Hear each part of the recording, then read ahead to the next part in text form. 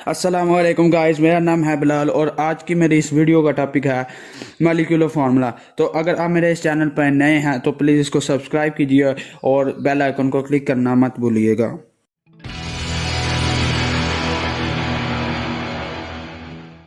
Molecular formula, that formula of a substance which is based on the actual molecule is called molecular formula, and it gives the total number of atoms of different elements present in the molecule of a compound। तो इसका मतलब ये है कि ये बता रहा है कि एक कंपाउंड के मॉलिक्यूल में कितने टोटल नंबर ऑफ एटम्स जो डिफरेंट एलिमेंट्स के हैं वो कितने प्रेजेंट है। मतलब ये है कि अगर मेरे पास CH4 मीथेन है, ये उसका मॉलिक्यूलर फार्मूला है मीथेन का, तो वो कह रहा है कि इस फार्मूले से हमें पता चलता है कि इसमें कितने total number of atoms present हैं। जैसे कि कार्बन के कितने एटम्स प्रेजेंट हैं, 1 है, और हाइड्रोजन के कितने हैं, 4 हैं, तो टोटल कितने हुए, 5। तो इससे हमें पता चल रहा है कि मीथेन में 5 total number of atoms present है। जबकि इंपीरिकल फार्मूला इसके अंगेंस्ट में आता है, वो हमें टोटल नंबर ऑफ एटम्स नहीं बताता, जबकि वो तो एक सिंपल रेशो बताता है कि 2 एटम्स के दरमियान कितनी रेशो है। फॉर एग्जाम्पल, मैं नेक्स्ट स्लाइड में इस चीज़ को यानी कि वादे करने की कोशिश करता हूँ। इसी तरह अगर मैं अमोनिया ले लूँ तो उसमें जो नाइट्रोजन है वो तो 1 है, वो हाइड्रोजन है 3, तो टोटल कितने हुए, 4। तो इससे हमें पता चला है कि किसी भी चीज़ में कितने टोटल नंबर ऑफ एटम्स मौजूद हैं। उसके बाद मैं बात करता हूँ कि मॉलिक्यूलर फार्मूला इंपीरिकल फार्मूला से कैसे कोरिलेट करता है। आपको मैंने बताया था, अगर आपने इंपीरिकल फार्मूला की आपको समझ नहीं है तो आप मेरे डिस्क्रिप्शन में मैंने एक लिंक दिया हुआ है, आप मेरी उस पर एक वीडियो देख सकते हैं इंपीरिकल फार्मूला पे। तो इंपीरिकल फार्मूला एक सिंपलेस्ट होल नंबर रेशो हमें देता है। तो इसको समझाने की मैं यहाँ पे भी कोशिश करता हूँ। मॉलिक्यूलर फार्मूला बेंजीन का है, वो होता है C6H6, ठीक है। और इंपीरिकल फार्मूला होता है CH और C और H होता है। तो ये आता कैसे है वो मैं बताता हूँ। आपको पता है C और H की एक रेशो बनाओ, 6 और 6 एटम होते हैं बेंजीन में। अच्छा, तो आपने स्मॉलेस्ट होल नंबर रेशो बनानी है। होल नंबर होता है 0, 1, 2, 3 एंड सो ऑन। तो 6 से दोनों साइड पर डिवाइड कर देता हूँ, जो कि स्मॉलेस्ट होल नंबर रेशो होगी। तो इसको 1 आएगा, इसका भाई ये सबसे छोटी है, इससे आगे आप इसको डिवाइड नहीं कर सकते। तो इंपीरिकल फार्मूला आ जाएगा C और H। ठीक हो गया। अब मेरी बात सुने कि मॉलिक्यूलर फार्मूला था बेंजीन का C6H6, ठीक है, और इंपीरिकल है CH आया, ठीक है। तो ये दोनों आपस में कोरिलेट कर रहे हैं। अगर मैं यहाँ पे एक डिजिट 6 से मल्टीप्लाई कर दूँ तो ये दोनों आपस में बराबर हो जाएंगे, C6H6। तो इसका मतलब हुआ जो कि मॉलिक्यूलर फार्मूला है वो बराबर होगा इंपीरिकल फार्मूला के, अगर मैं यहाँ पे किसी सिंपल इंटीजर से मल्टीप्लाई कर देता हूँ। और यहाँ पे यही फार्मूला लिखा हुआ है, Those compounds whose empirical and molecular formulae are the same are numerous। अब मैंने अभी आपको बताया कि जो बेंजीन का मॉलिक्यूलर फार्मूला तो ये था, जबकि एम्पिरिकल फार्मूला CH है, यानी कि दोनों डिफरेंट हैं। अब कई केसेस ऐसे होते हैं कि जिनमें जो मॉलिक्यूलर फार्मूला है और एम्पिरिकल फार्मूला है वो सेम होते हैं, जैसे कि वाटर है, CO2 है, उसके बाद अमोनिया है और उसके बाद सुक्रोज है। तो इनका जो मॉलिक्यूलर फार्मूला है और इंपीरिकल फार्मूला है तो वो सेम है। तो इसका मतलब ये हुआ कि अगर MF का फार्मूला मैंने देखा था ये है, ठीक है, molecular formula is equal to empirical formula into n। ये सिंपल इंटीजर उस केस में होगा 1, ताकि ये दोनों आपस में बराबर हो जाएं, जिसका मतलब हुआ कि मॉलिक्यूलर फार्मूला बराबर है एम्पिरिकल फार्मूला के अगर n 1 होगा। और इनका यही बताया हुआ कि अगर ये बराबर हैं तो n यूनिटी है, यानी कि 1 है। Actually the value of n, अब उसकी डेफिनेशन बता रहा है n की, कि वो कहता है कि जो n है वो रेशो है मॉलिक्यूलर मास की और एम्पिरिकल फार्मूला मास की। अगर हम मॉलिक्यूलर मास को किसी भी कंपाउंड के उसके एम्पिरिकल फार्मूला मास से डिवाइड कर दें तो उससे हमें n की वैल्यू का पता चल जाता है। आइए इसको एक एग्जांपल से समझने की कोशिश करते हैं।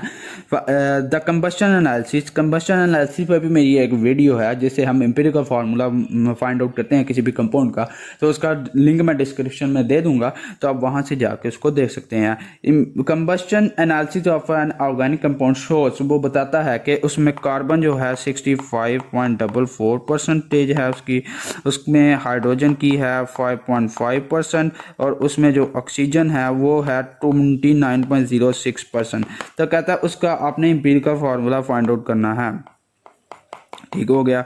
उसके बाद वो कह रहा है अगर तो मालिक्यूलर मैस जो है, मालिक्यूलर मैस उसने कह दिया है वो 110.5 ग्राम पर मोल है, तो आप कैलकुलेट करें कि उसका मालिक्यूलर फार्मूला भी क्या होगा। तो इस अगर मैंने एम्पिरिकल फार्मूला फाइंड आउट करना है, सबसे पहले मैं एम्पिरिकल फार्मूला को कैलकुलेट करता हूँ, तो उसके लिए चार स्टेप्स हैं, वो आप मेरे एम्पिरिकल फार्मूला के वीडियो के लेक्चर में जाके देख सकते हैं कि कैसे इसको कैलकुलेट करते हैं। सबसे पहले है परसेंटेज, हम इसमें फाइंड आउट करते हैं। तो परसेंटेज तो हमें गिवन है यहाँ पे, तो इसके लिए वरी करने की कोई ज़रूरत नहीं है। दूसरे नंबर पे ग्राम आइटम्स हैं, तो ग्राम आइटम्स यहाँ पे नहीं गिवन, तो हमें इसको मालूम करना पड़ेगा। तो सबसे पहले मैं फाइंड आउट करता हूँ ग्राम आइटम्स ऑफ कार्बन को।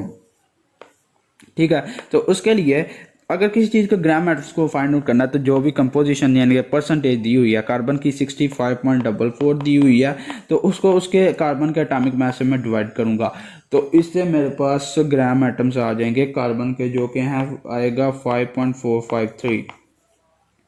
ठीक है, इसी तरह अगर मैंने ग्राम एटम्स ऑफ ऑक्सीजन हाइड्रोजन के फाइंड आउट करने हैं, तो उसकी कंपोजिशन क्या है 5.5 को मैं डिवाइड कर दूंगा उसके एटॉमिक मास से, तो इस तरह मेरे पास ग्राम एटम आ जाएगा इसका, जो कि है 5.456। ठीक हो गया। इसके बाद ग्राम एटम्स अगर मैंने ऑक्सीजन के फाइंड आउट करने हैं, तो उसकी कंपोजिशन जो कि 29.06 है, उसको डिवाइड कर दूंगा उसके एटॉमिक मास से, जो कि 16 है, तो इस तरह मेरे पास आंसर आएगा 1.8182 कह लो। ठीक है, राउंड ऑफ करके। उसके बाद जो है रेशो, एटॉमिक रेशो को फाइंड आउट करना होता है हमने। ठीक है, तो उसके लिए आपको क्या करना है कि तीन एटम है ना इसमें प्रेजेंट, तो CH और O को इस तरह लिख लो। अब देखें कार्बन का क्या एटॉमिक मास आया है, वो है 5.453। उसके बाद हाइड्रोजन का क्या है, हाइड्रोजन का था 5.456 और इसके बाद ऑक्सीजन का 1.82। अब इसके बाद अगला स्टेप होता है कि इन रेशो में से देखो कि सबसे छोटा कौन सा है। सबसे छोटा है ये, तो इस सब को इससे डिवाइड कर दो छोटे से। 5.453 डिवाइडेड बाय 1.82, उसके बाद 5.456 1.82 और 1.82 डिवाइडेड बाय 1.82। ठीक है। अच्छा, जब मैं डिवाइड करूँगा तो मेरे पास आएगा 2.99 और आएगा 1। ठीक है, अब ये इसको हम राउंड ऑफ करके 3 लिख सकते हैं, इसको भी 3 लिख सकते हैं, इसको 1। तो इसका एम्पिरिकल फार्मूला इस तरह आएगा C3H3 और O। और एम्पिरिकल फार्मूला तो आ गया, एक चीज़ क्लियर। दूसरे नंबर पे मालिक्यूलर फार्मूला को हमने फाइंड आउट करना है। मालिक्यूलर फार्मूला को अगर फाइंड आउट करना है तो उसका फार्मूला होता है simple integer into empirical formula. तो ये तो हमारे पास है, लेकिन ये चीज़ नहीं है। तो इसको कैलकुलेट करने का भी एक फार्मूला हमने पढ़ा था कि ये होता है मालिक्यूलर मास की ratio divided by empirical formula. ठीक है, इन दोनों चीज़ों को तो ये उसने दिया हुआ है जो कि 110.5 है, जबकि एम्पिरिकल फार्मूला मैथ्स नहीं दिया हुआ। तो अगर आपने एम्पिरिकल फार्मूला मैथ्स को कैलकुलेट करना है तो उसके लिए आपको एम्पिरिकल फार्मूला की ज़रूरत होती है, जो कि था C3H3 और O। ठीक है, एम्पिरिकल फार्मूला मैथ्स के लिए आपको करना ये है कि कार्बन के 3 एटम है तो कार्बन के एटॉमिक मास से मल्टीप्लाई करो। उसके बाद हाइड्रोजन के 3 एटम है तो उसको हाइड्रोजन के एटॉमिक मास से मल्टीप्लाई करो। इसके बाद ऑक्सीजन के 1 एटम है, उसको उसके एटॉमिक मास, जितने एटम है उसको उसके एटॉमिक मास से मल्टीप्लाई कर दो। ये आएगा 36, ये आएगा 3.024 और ये आएगा 16। इन सब का सम कर लो, आंसर आएगा 55.024 और इसका यूनिट्स होंगे ग्राम पर मोल। अब इस तरह एन आ जाएगा जो कि मॉलिक्यूलर मास था divided by empirical formula mass. Molecular mass of 110.5 जो कि क्वेश्चन में गिवन है। उसके बाद एम्पिरिकल फार्मूला है 55.024। ठीक है, इसका जवाब जो आएगा वो राउंड ऑफ वगैरह करके 2 आ जाएगा। ठीक है, एन आ गया। अब मॉलिक्यूलर मास तो आप मॉलिक्यूलर फार्मूला फाइंड आउट कर सकते हो ना, empirical simple integer into empirical formula. Simple integer है 2, एम्पिरिकल फार्मूला है C3H3 और O। ठीक है, इसका मतलब ये हुआ जो आपका मॉलिक्यूलर फार्मूला आएगा वो होगा C6H6 और O2। होप मुझे उम्मीद है कि आपको इस बात की अब समझ आ गई होगी कि आपने मॉलिक्यूलर फार्मूला होता क्या है और इसका हम कैलकुलेट कैसे करते हैं। तो मॉलिक्यूलर फार्मूला यही है कि ये किसी भी मॉलिक्यूल में बताता है कि उसमें कितने actual number of atoms present होंगे। जैसे कि यहाँ पे कार्बन के 6 हैं, हाइड्रोजन के भी 6 हैं और ऑक्सीजन के 2 हैं। जबकि इसका एम्पिरिकल फार्मूला जो था वो था C3H3 और O, जो एक्चुअल नंबर ऑफ एटम्स नहीं बता रहा बल्कि इसकी रेशो बता रहा है। जैसे कि CH और O को मैं लिखता हूँ तो 6 6 और 6 और 2, इसको स्मॉलेस्ट कितनी रेशो में डिवाइड कर सकते हैं, तो 2 पे तीनों को डिवाइड कर दो तो आपको पता चलेगा 3 3 और ये 1। तो ये उसका एम्पिरिकल फार्मूला होता है, यानी कि ये रेशो बताता है और ये एक्चुअल नंबर ऑफ एटम्स बताता है और ये रेशो बताएगा। तो अगर आपको मेरी ये वीडियो पसंद आई है तो प्लीज़ को लाइक, सब्सक्राइब और शेयर कीजिए और बेल आइकन को क्लिक करना मत भूलिए।